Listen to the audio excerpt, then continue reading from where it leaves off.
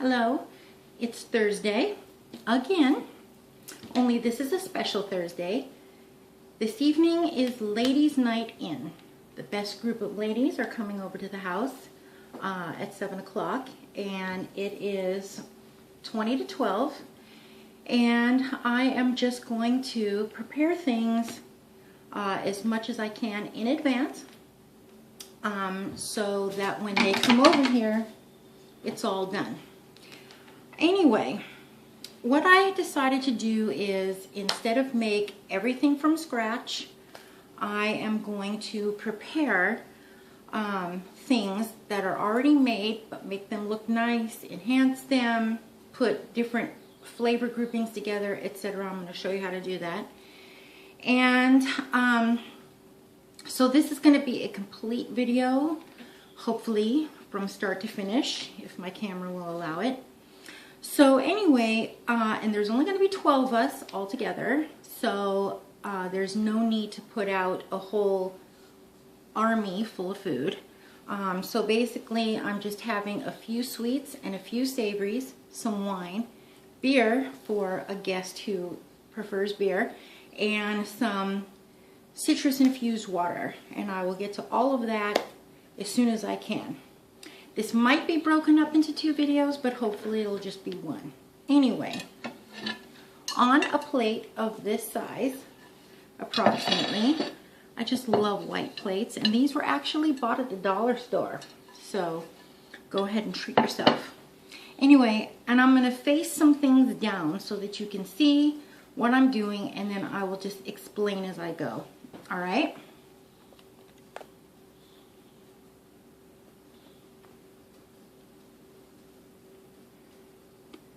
Best I can. Okay, so this is hard salami, and basically because of its size, I'm going to lay it out in overlapping fashion. Okay, just like that, and you can see that it is overlapped just like that. Okay, and I'm just going to do a few rows of those. Maybe just a couple of rows, I don't know. But anyway, this is going to be coupled with some hothouse cucumbers. That's these right here. And then right next to this platter will be crackers. So people can make their cracker, salami, cucumber as a savory hors d'oeuvre. Doesn't that sound great? So anyway, like so. And as soon as I'm done with this, I will be back to show you how I'm going to prepare the rest of it. Okay, is that just not beautiful? So I have all of this prepared, all right, and not right now, because I'm going to cover this with plastic paper and I'm going to put it in the refrigerator, but right before my guests get here, probably about an hour prior, when I'm laying everything out, I'm going to sprinkle these cucumbers, which are hothouse cucumbers, by the way, the ones that come in this cellophane packaging, with some sea salt and cracked pepper, and put it out. Isn't this beautiful? This will be served with crackers right alongside. Okay, I will also be serving a hummus plate. I bought some roasted chili hummus, roasted pepper rather, hummus. I did not make it myself, however, I'm going to serve it with celery, carrots, and I'm just going to chop these up in sticks, like veggie sticks. And I'm also going to serve it with pita triangles. So these were already cut in half when I bought them, and I'm just going to cut them in triangles. And it's all going to be laid out on a plate like this, where the hummus will be in here, the veggies will be all around here with the pita bread. It'll sit like this, and it'll be out. Okay? So, no brainer on that, and I'll be back. Okay, I have the vegetables, I washed these and then scraped off that skin, and then of course prepared my celery, and I also prepared a tub of water with ice to get it started. It should be very cold. And what I'm going to do is basically I'm going to cut these vegetables. Okay, yay big, all right?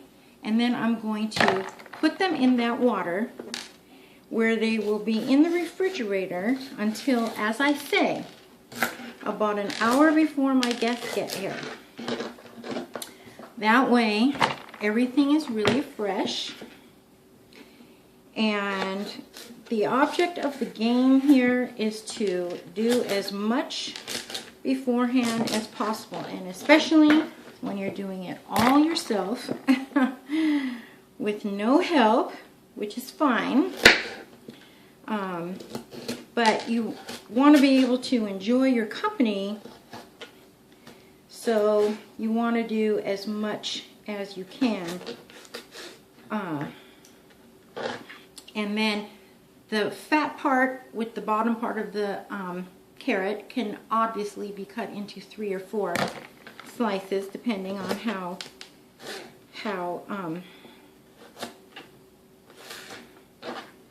thin you're doing that. And then each half of the top will be cut in 2s.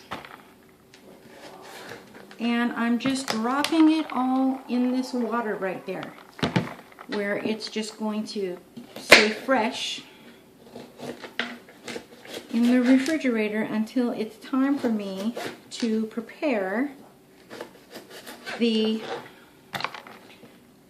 actual plate. And like I said, this will be served with hummus that I bought at the local Whole Food market, actually, where they have many flavors there. I just thought that the roasted pepper would be good because it has a little heat in it, you know, and it was the most savory. So, and then when we finish this, I'm also putting out a brie cheese. Brie cheese is my favorite, so I'm putting out, rather than an entire cheese plate, I'm going to put out a brie that I will also take out about an hour before my guests get here. That way it'll be softened. And I'm going to pair that with some dried figs. Not many, just a few dried figs just for color on the plate, and some crackers. So that too will get crackers, okay? Okay, I'm not really a drinker, but some of my other friends enjoy wine. And like I said, one enjoys beer. I don't like beer at all. So I'm also going to prepare, like I said, a citrus infused water in this pitcher. So basically, I'm going to wash these really good. I'm going to slice them. Here, this is one end, this is the other end, so that would be the equator. So I'm just going to slice like this, put a whole bunch of citrus fruit in there, float that in water with ice, and I will also be putting this out for those who don't want to drink. Isn't that gorgeous? Even if no one drinks this, which I will be drinking it, but even if no one else drinks this, just a centerpiece alone in the middle of a table, that just looks beautiful, don't you think? Okay, the next thing I am going to show you is nothing short of amazing. So as soon as I find my whisk, there we go, because I'm going to whisk this as I talk to you. In this bowl, I have exactly 1/4 cup of flour, all-purpose, 5 tablespoons of sugar, 2 tablespoons of cocoa powder, and I used Special Dark, 1 egg, 3 tablespoons of half and half. The recipe calls for milk, but I actually don't have any, so I used half and half. 3 tablespoons of oil, literally a dash of salt, literally a dash of vanilla, and I also added just a scotch of orange extract. All right, and you whisk it really, really well. Really, really good. So this is almost, or is, like a cake batter, okay? And the story behind this is Mother's Day, we went out for dessert, but my husband wasn't feeling well. And so he brought most of his dessert home, which was chocolate fudge cake from the Cheesecake Factory. And I ate it. So yesterday, of course, he was feeling better, wanted to know where his chocolate cake was. And I told him I had eaten it. So I quickly searched online for, I mean, this is late at night too. This is like 9 o'clock at night. And of course, I didn't want to go to the market for anything. And so I was wondering if I could just make something with stuff that I already have here. And sure enough, I came across this mug cake recipe. It's called instant chocolate cake, and it really is, and it came out really good, and he actually ate one and really liked it. So I'm pouring it in a mug like this. Now for ladies' night, I'm only making 3. Even though there's a dozen of us, I'm only making 3 because, and you have to make this individually, so I'm just going to make 1, and then I'll make the other 2. I'm going to show you how this works. You actually put this in the microwave for 2 minutes exactly, or until it's going to puff up. So you're going to, as it's cooking, you're going to be able to see that it's going to puff up. So let it go the 2 minutes.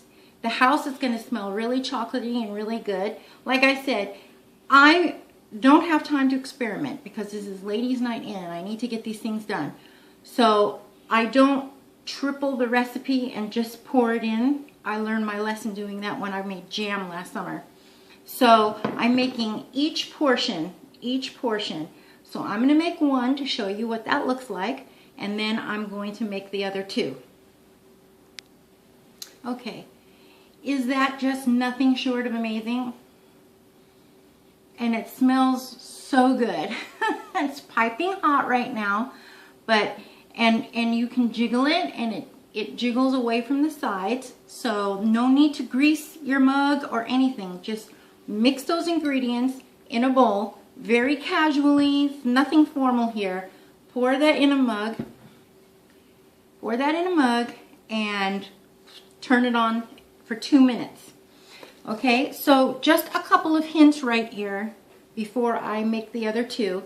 The sugar that I'm using is not my typical organic sugar, you know, that I always bake with organic sugar. I'm using regular white cane sugar that has been flavored with vanilla beans. So it's actually vanilla sugar, so I am using that, but you don't have to. And like I said, I use just a dash of pure orange extract, and I'm using Special Dark because I love dark chocolate, and it really, really, really does taste like something special. Okay, I have my last one right here. Like I said, I only made 3 because now I'm going to make a lime cream dessert. It's basically, let's see, it's called chocolate lime creams, and they will go into 4 of these glass dishes. And so basically I'm only making 4 of those because before this video is out, we are going to make cookies as well. But we're making a lime chili cookie. That's right. A lime chili cookie. I'm really excited about that, I think, if I have all the ingredients. So anyway, however, so somebody else is also bringing a rum cake, even though I told my guests, please don't bring anything. I will supply everything. they are bringing a rum cake. So that's fine. So what we have so far is the vegetables are cut, right? That salami and cucumber plate is made. That just takes assembly right before the party. The citrus infused water is in there.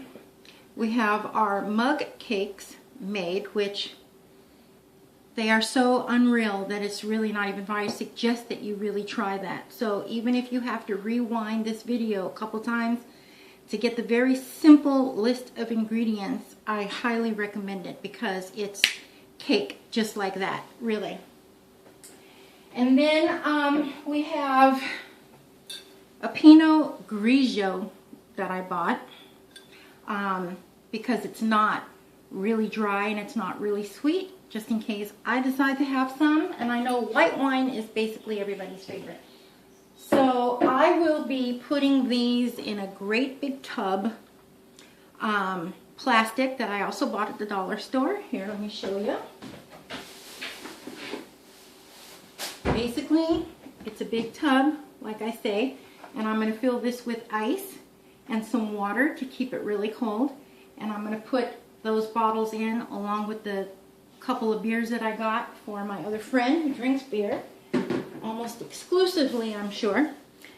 And just assemble everything as soon as everybody, you know, like right before everybody gets here, actually. So I'm going to be right back, and then we're going to start on those chocolate lime creams.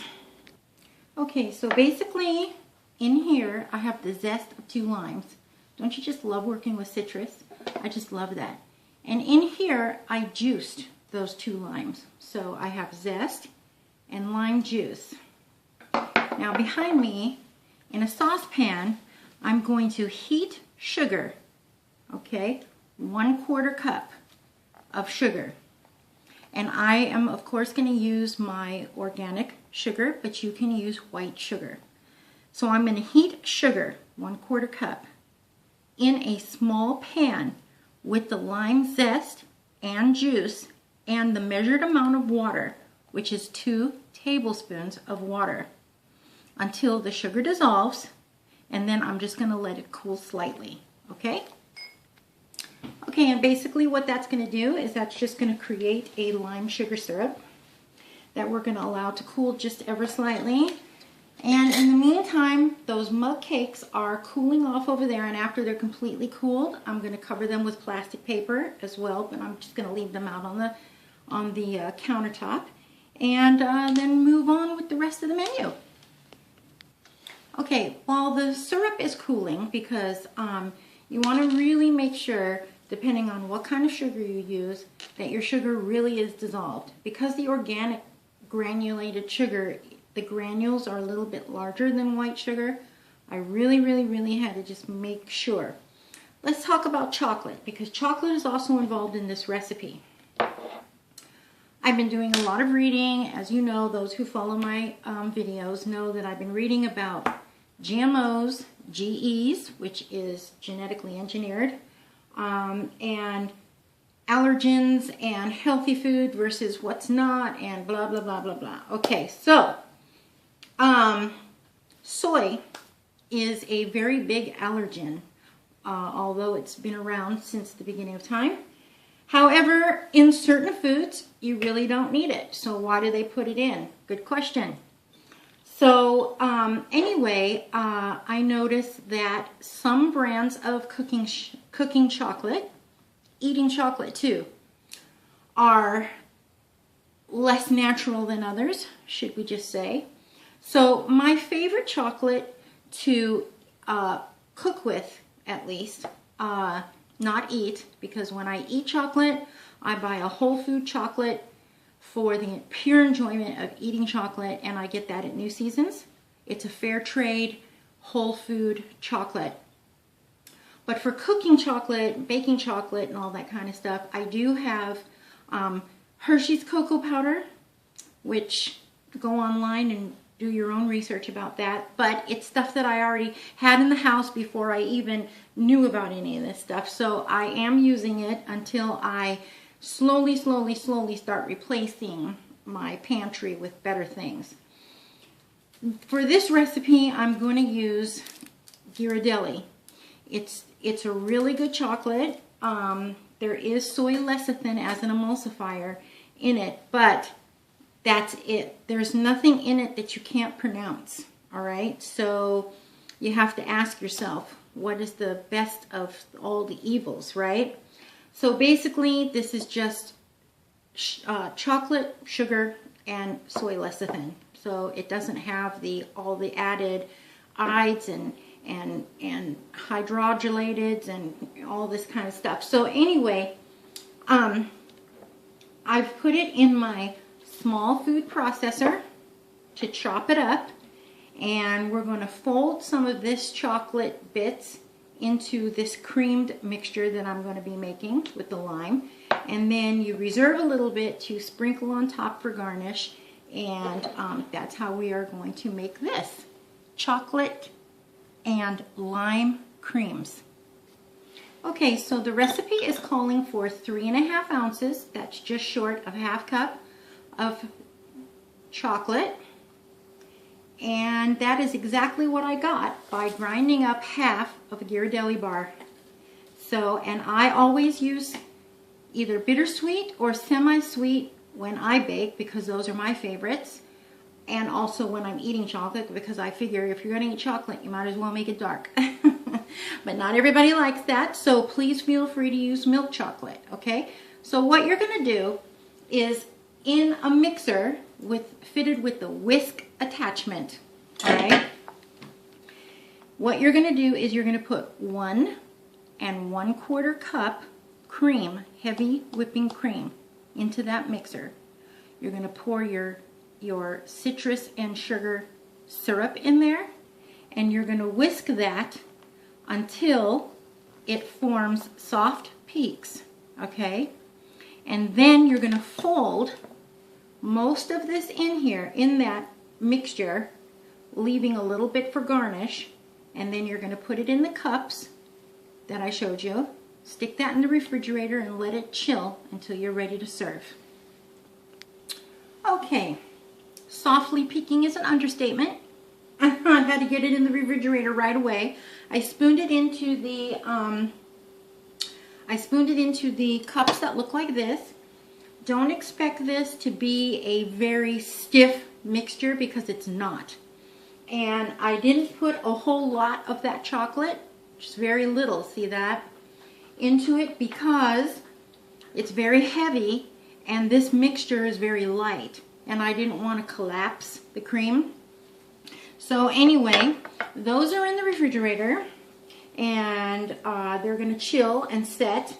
And then, like I said, right before serving, I will sprinkle some more of that chocolate on top. And like I said, there's only 4 of those because we're making cookies, and somebody else is bringing a rum cake. And then don't forget the savories that we have, the salami and cucumber dish that we made with crackers, and the hummus plate that we're going to put out. So I also bought some whole black olives to put out, and the wine and the beer, and I think that we're set. Mind you, this is at 7 o'clock, so everybody should have already eaten by then, and this is just basically for very light snacks and some wine, and mostly for the enjoyment of being together, because this is my tennis team, and some of us haven't seen each other since the end of the season, and that was actually over about a month and a half ago. So this is going to be really fun. And now I'm going to clean all this up, and we're going to get ready to make the dough of those cookies.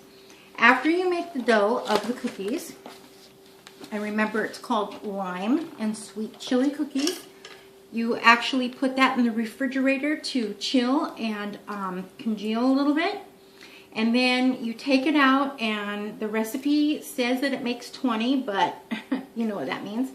Anyway, you place that on a parchment paper lined cookie sheet before baking. and you take little pieces of dough from the big dough ball and make little pieces, you know, little dough balls, and put them on the cookie sheet and then flatten them with the palm of your hand and bake it that way. All right, so I'll be back in a little while. By the way, that lime cream mixture, I actually finished that off with a handheld mixer on high, medium high actually, and it kind of fluffed up a little bit better, so you might want to try that from the very beginning. Okay, so basically what's been going on is this. Here's the list of ingredients. 1/4 cup sugar, 1/2 cup water, 1 teaspoon chili flakes, that's these,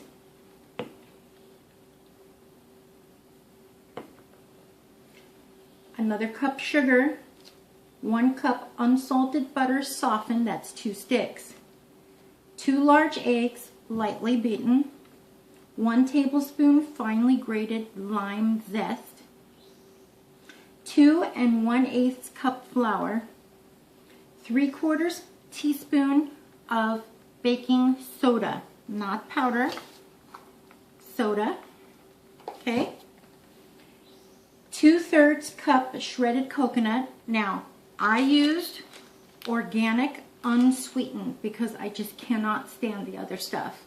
So this was bought by my natural food store, New Seasons, and this is their fine shredded unsugared, so sugar-free coconut. And it's just coconut, nothing, you know, nothing added.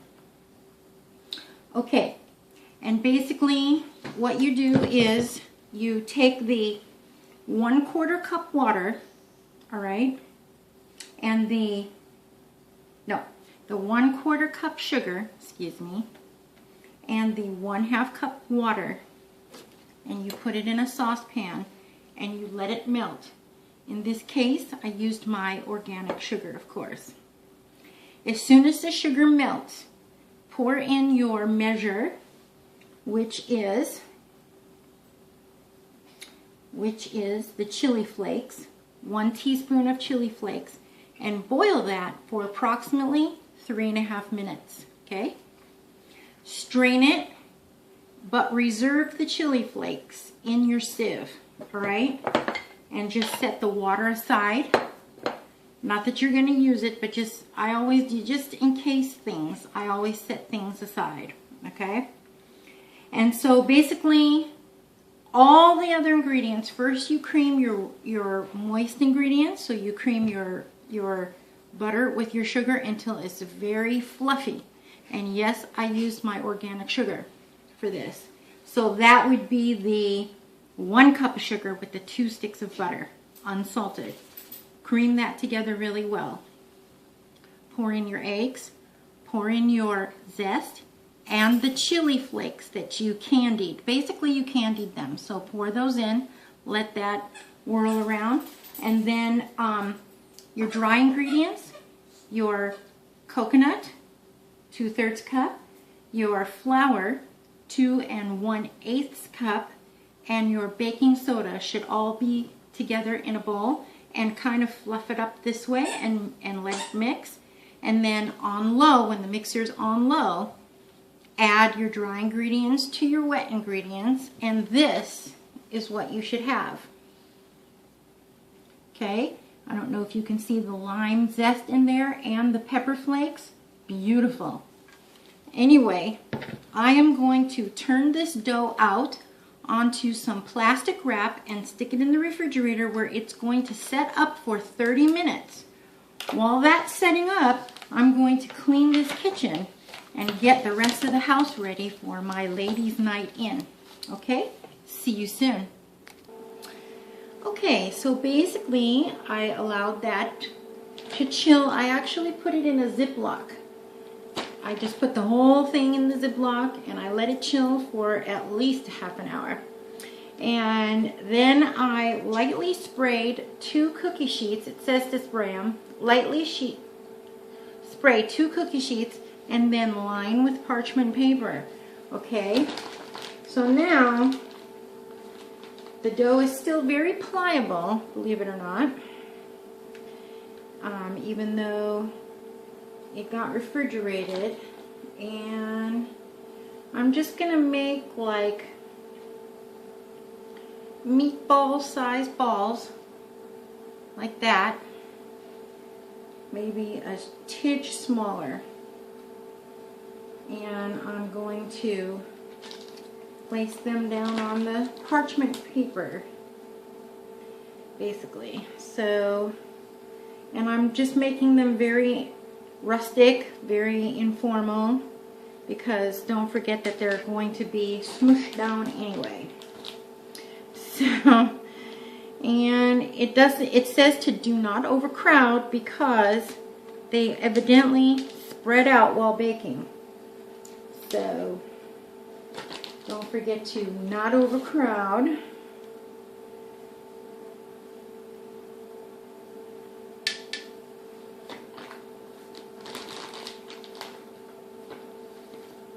I can feel in this dough that some parts of the dough got a little bit more chilled than others. No one figured that. So basically, for sure I can see this making 20 cookies. So basically, I have balls that look like that.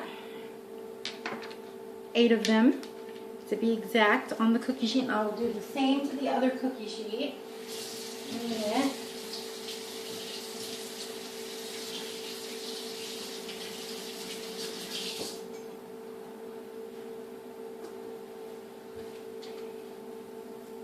And let's see how we're going to do the smashing part.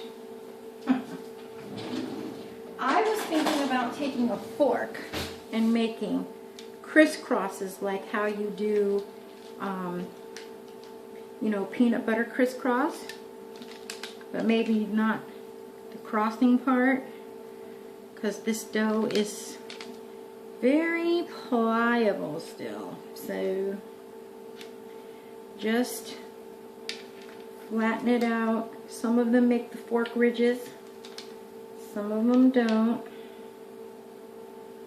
You have to help it along.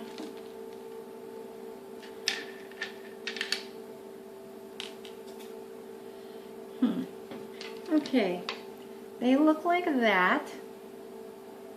You can see some of them have ridges, some of them don't, which is no big deal.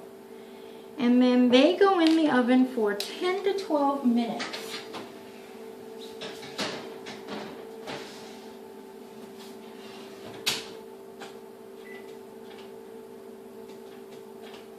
So I always set my timer in the middle of that. So basically, I set my timer for 11 minutes. And if it needs 1 more minute, then I have 1 more minute to give it. And I will be back to show you the end results of that one pan. Okay, the first batch is out. Of course, you're supposed to let them cool thoroughly before you eat them. This is what it looks like. I just wanted to break it in two to show you. And they smell really good. And they're kind of cakey, puffy, so it's a moist cookie.